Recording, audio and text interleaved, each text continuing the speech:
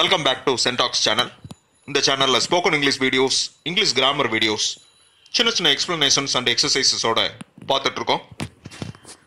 வீடியோவில் வர்ற model சென்டென்சஸை base பண்ணி நீங்கள் ப்ராக்டிஸ் பண்ணீங்கன்னா ஈஸியாக பேச முடியும். Start speaking in English. இங்கிலீஷில் பேச ஆரம்பிங்க. பார்ட் 4.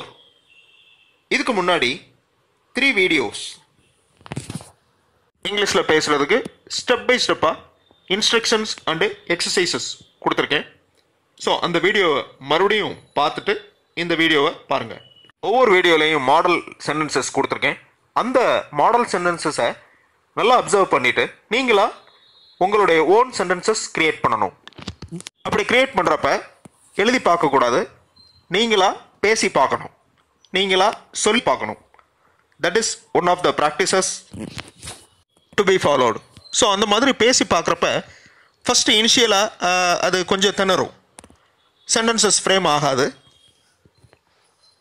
மாடல் சென்டென்சஸை அப்சர்வ் பண்ணிவிட்டு ப்ராக்டிஸ் பண்ண கண்டிப்பாக நம்மளால் கண்டினியூஸாக இங்கிலீஷில் நம்மளுடைய தாட்ஸை டெலிவர் பண்ண முடியும்.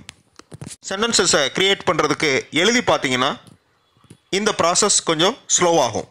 ஸோ எழுதி பார்க்க வேண்டாம், ஜஸ்ட்டு சொல்லி பாருங்கள். மேன் அப்படிங்கிற வேர்டு மனிதன் அப்படின்னு அர்த்தம். ஸோ இந்த மேன் அப்படிங்கிற வேர்டு சொன்ன உடனே உங்களால் எவ்வளவு சென்டென்சஸ் சொல்ல முடியுது? வீடியோவை பாஸ் பண்ணிவிட்டு அப்படி நீங்களா சொல்லி பார்க்கணும். மேன் அப்படிங்கிற வேர்டை யூஸ் பண்ணி எத்தனை சென்டென்சஸ் உங்களால் சொல்ல முடியுதுன்னு பாருங்கள். இது ஒரு முக்கியமான ப்ராக்டிஸ்.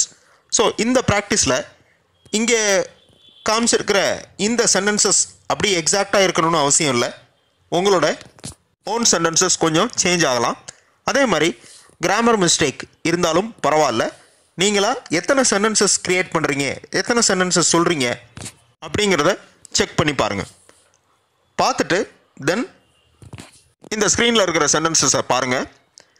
இப்போ நீங்கள் ஃப்ரேம் பண்ண சென்டென்சஸை விட இந்த ஸ்க்ரீனில் டிஸ்பிளே ஆகிருக்கிற சென்டென்சஸ் குறைவாக இருக்கும்.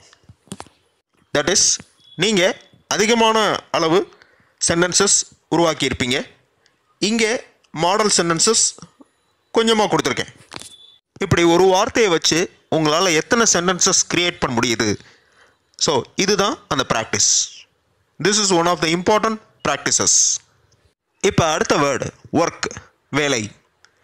இந்த வேலை அப்படிங்கிற ஒரு வார்த்தையை வச்சு உங்களால் எத்தனை சென்டென்சஸ் மேக் பண்ண முடியுது அப்படிங்கிறத செக் பண்ணுங்கள். வீடியோ பாஸ் பண்ணுங்கள். பாஸ் பண்ணிவிட்டு நீங்களா சொல்லி பாருங்கள் எத்தனை சென்டென்சஸ் வருதுன்னு.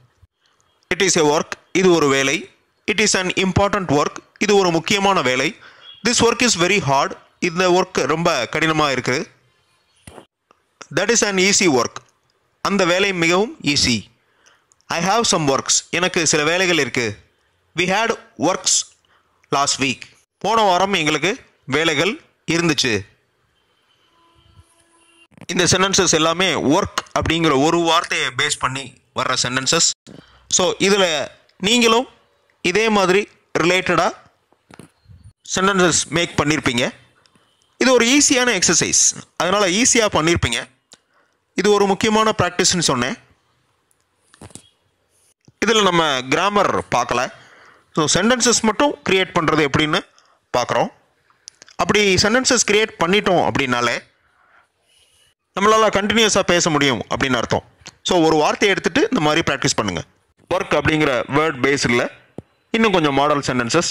ஸோ அந்த ஒர்க்கு ப்ரெசன்ட் டென்ஸ்லையும் யூஸ் பண்ணியிருக்கோம், பாஸ்ட் டென்ஸ்லையும் யூஸ் பண்ணியிருக்கோம். ஸ்பீக் அப்படின்னு அடுத்த வேர்டு எடுத்துக்கிட்டோம். ஸோ ஸ்பீக்கை பற்றி உங்களுக்கு என்னென்ன சென்டென்சஸ் க்ரியேட் பண்ண முடியுமோ வீடியோ பாஸ் பண்ணிவிட்டு பண்ணுங்கள். மீனிங் உங்களுக்கு ஈஸியாக புரியும். ஸ்பீக் அப்படின்னா பேசுகிறது. We speak English, I speak English, he is speaking English, present continuous tense. We are speaking to the teacher. The child is speaking loudly. He spoke yesterday. Speak out of past tense, spoke. Last week, கடந்த வாரம், போன வாரம் நாங்கள் எக்ஸாம்ஸை பற்றி பேசினோம். We spoke about the exams last week. So ஒரு வார்த்தையை வச்சு எத்தனை சென்டென்சஸ் நம்மளால் பேச முடியுது, தட் இஸ் சொல்ல முடியுது அப்படிங்கிறத இந்த எக்ஸசைஸில் பார்த்தோம். Keep on doing this type of exercise. இதே மாதிரி எக்ஸசைஸ் பண்ணிகிட்டே இருங்க. அப்படி ப்ராக்டிஸ் டெய்லி பண்ணிகிட்டே இருந்தால் English sentence formation skill develop ஆகிறது. உங்களை அறியாமலே அது டெவலப் ஆகும். கண்டிப்பாக வித்தவுட் யுவர் நாலேஜ் உங்களால் சென்டென்சஸ் ஃபாஸ்ட்டாக ஃப்ரேம் பண்ண முடியும். கொஸ்டின்ஸ் ஃபாஸ்ட்டாக ஃப்ரேம் பண்ண முடியும். ப்ராக்டிஸ் பண்ண ஃபைனலாக இங்கிலீஷில் கண்டினியூஸாக தட் இஸ் ஃப்ளூயண்ட்டாக பேச முடியும். அடுத்த வீடியோவில் இன்னொரு புது டாப்பிக்கோடு பார்க்கலாம். தேங்க்ஸ் ஃபார் வாட்சிங்.